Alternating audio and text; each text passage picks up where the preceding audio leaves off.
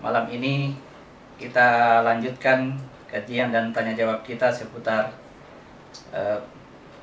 menuntut ilmu mengejar hikmah. Kita sudah membahas tentang kematian, namun ada tadi pertanyaan dari teman kita yang ingin diperjelas lagi tentang pencabutan nyawa, ya, karena sudah menjadi pemahaman yang istilahnya sudah mendarah daging, bahwa manusia itu dicabut nyawanya oleh Allah. Ini ada juga kaitannya dengan yang menyebabkan terjadinya kesakitan dalam peristiwa sakaratul maut, ya. Jadi saya ingin jelaskan kembali bahwa ketika manusia menerima amanah dari Allah dalam peristiwa serah terima amanah, perhatikan dimensinya manusia pada saat itu berdimensi antara jiwa dan jasad, ya.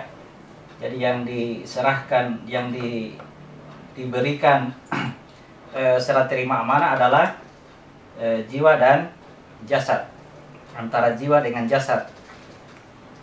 Pertama, Allah tawarkan amanah kepada langit, bumi, dan gunung-gunung. Nah, ini yang sulit dipahami, ya. Kata-kata Allah menawarkan amanah kepada langit, bumi, dan gunung-gunung, ya, karena dipikir sebelumnya bahwa yang disebutkan ini adalah langit yang kita pahami, ya, di atasnya bumi itu ada langit, ya.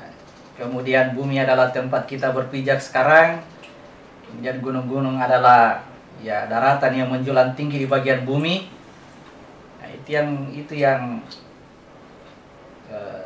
tidak menjadikan kita paham tentang siapa yang diberikan atau diserahkan amanah pada saat itu.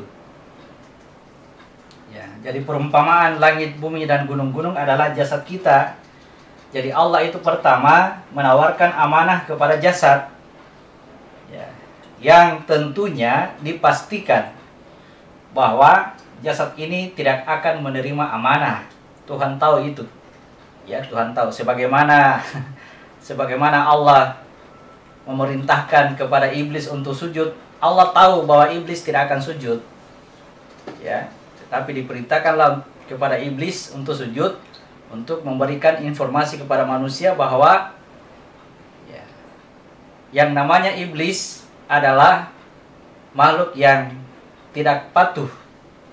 Nah, jadi peristiwa tidak sujudnya iblis kepada Allah ketika diperintahkan itu disampaikan kepada manusia untuk menjadi pengetahuan bagi kita bahwa iblis adalah makhluk yang tidak patuh ketika diperintah.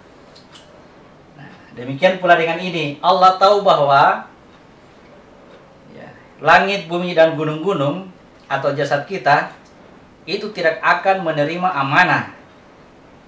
Tidak akan menerima amanah. Ya. Namun demikian, ya, kenapa Allah tawarkan? Ini menunjukkan pengetahuan bahwa akan ada pada sebagian manusia memahami bahwa yang disebut dengan manusia itu adalah ketika adalah bagian jasadnya dari manusia. Ya, yang disebut dengan manusia itu adalah jasad, seperti itu, ya. Sehingga ketika dia memahami bahwa dirinya adalah jasad, itulah yang memahami bahwa Allah meniupkan ruh kepadanya. Lalu kemudian nanti ruh itu akan dicabut kembali dari dirinya dan dia akan merasakan kematian. Ya.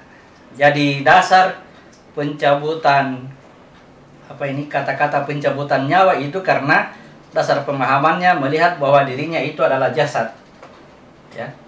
Bahwa dirinya itu adalah yang tercipta dari tanah. Ya. Apa yang kita pahami sebelumnya bahwa yang disebutkan dengan kata manusia, maka majulah manusia, itu adalah jiwa. Ya, jiwa ini dari mana jiwa ini? Ini adalah keserupaan dari ruh. ruh diserupakan menjadi jiwa. Ya, jadi jiwa inilah yang akan ya menyatu dengan jasad dengan sebutan tiupan ruh. Jadi ketika ruh ditiupkan itu maksudnya bersatunya antara jiwa dengan jasad. Diri kita adalah jiwa dan jasad ini adalah amanah atau titipan yang suatu ketika akan dimintai tanggung jawabnya. Nah, maka ketika masa pakai amanah ini telah selesai, telah habis dan harus diambil kembali, ya, maka jiwa ini selayaknya melepaskan seluruh amanah ini, melepaskan jasad ini. Ya, kalau dia tidak melepaskannya, maka inilah yang akan dicabut. Amanah ini akan dicabut dari dirinya. Jadi yang dicabut itu adalah jasadnya, bukan nyawa atau bukan ruh. Jasadnya yang dicabut karena ini adalah amanah. Nah, ketika dia merasa memiliki jasad ini, inilah yang akan merasakan kesakitan pada saat sakaratul maut. Ya, dia merasa memiliki jasad ini, sementara masa pakainya sudah habis. Ya, harus dikembalikan kepada Allah. Ya.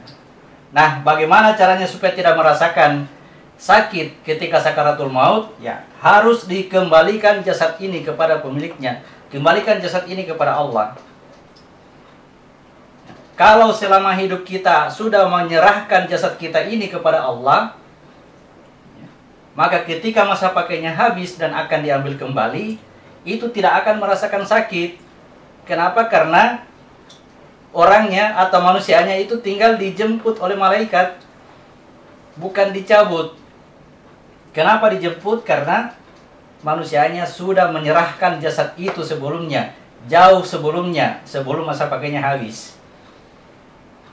Nah, lalu pertanyaan berikutnya, bagaimana caranya menyerahkan jasad ini sebelum masa pakainya habis? Nah, maka kita jadikan jasad kita ini sebagai alat-alat atau fasilitas untuk menyatakan asma-asma Allah, nama-nama baiknya Allah, ya, dengan didasari oleh tauhid bahwa ini adalah semua perbuatannya Allah. Artinya ketika kita menolong, itu adalah perbuatannya Allah, bukan perbuatanku. Ketika berbuat sesuatu, membuat sesuatu kebaikan, itu perbuatannya Allah, bukan perbuatanku. Ya. Kalau sudah seperti itu keyakinannya, berarti kita sudah menyerahkan diri kita, jasa kita ini kepada Allah. Sehingga ketika masa pakaian sudah selesai, nah itu sudah diserahkan sebelumnya kepada Allah, maka tinggal manusianya ini yang dijemput oleh Allah. Mudah-mudahan bisa dipahami ya, bisa dipahami. Jadi yang dijemput dengan yang dicabut dengan kasar itu adalah orang-orang yang merasa memiliki jasadnya. Jasadnya itu adalah miliknya. Ya. Bagaimana ciri-cirinya bahwa kita merasa memiliki jasad? Yaitu ketika kita melakukan kebaikan, kita meyakini saya melakukannya. Ketika kita beramal, kita meyakini bahwa saya sudah beramal. Saya sudah menolong, saya sudah membuat, saya sudah memperbaiki, dan seterusnya. Keyakinan seperti inilah yang berarti bahwa kita memiliki jasad. Sehingga ketika masa pakainya jasad itu selesai dan akan diambil kembali, terjadilah tarik-menarik antara malaikat dengan kita, memperebutkan jasad ini. Nah, itulah yang menjadikan pencabutan jasad itu menjadi kita akan merasakan kesakitan. Jadi sekali lagi, supaya kita tidak merasakan kesakitan ketika sakaratul maut, ya dalam keadaan sekarang ini kita masih sehat, kita masih kuat, kita masih mampu, serahkanlah jasad kita ini, serahkanlah kepada Allah. Inilah harta pinjaman yang harus dikembalikan, ya. Jadi pinjaman atau utang yang harus dibayarkan. Ya. Jadi jasad kita adalah pinjaman atau amanah. Ya. Kembalikan jauh sebelum masa pakainya habis. Nah, jadi sekarang yang kita upayakan adalah bagaimana langkah-langkah kita untuk bisa mengupayakan penyerahan diri kita secara total. Kita serahkan dulu jasad kita, ya, lalu kemudian kita serahkan aku, diri kita yang ada di dalam. Kalau bahasa Al-Qur'annya, wajahidu fi sabilillahi bi amwal wa anfus. Ya. Wajahidu fi sabilillahi bi amwal wa anfus, ya. Berjihadlah kamu ke jalan Allah dengan harta dan dirimu. Yang disebut dengan harta itu adalah jasadmu. Ya. Yang disebut dengan dirimu itu adalah jiwamu. Ya. Jadi jasadmu kita serahkan kepada Allah dengan menyatakan asma-asma Allah, sedangkan jiwamu kita serahkan kepada Allah dengan cara tidak mengakui perbuatan baik. Ya. Dalam bahasa tarikatnya atau bahasa sufinya dikatakan, ya, sudah membunuh diri, ya, sudah bunuh diri, sudah melakukan bunuh diri, meniadakan dirinya.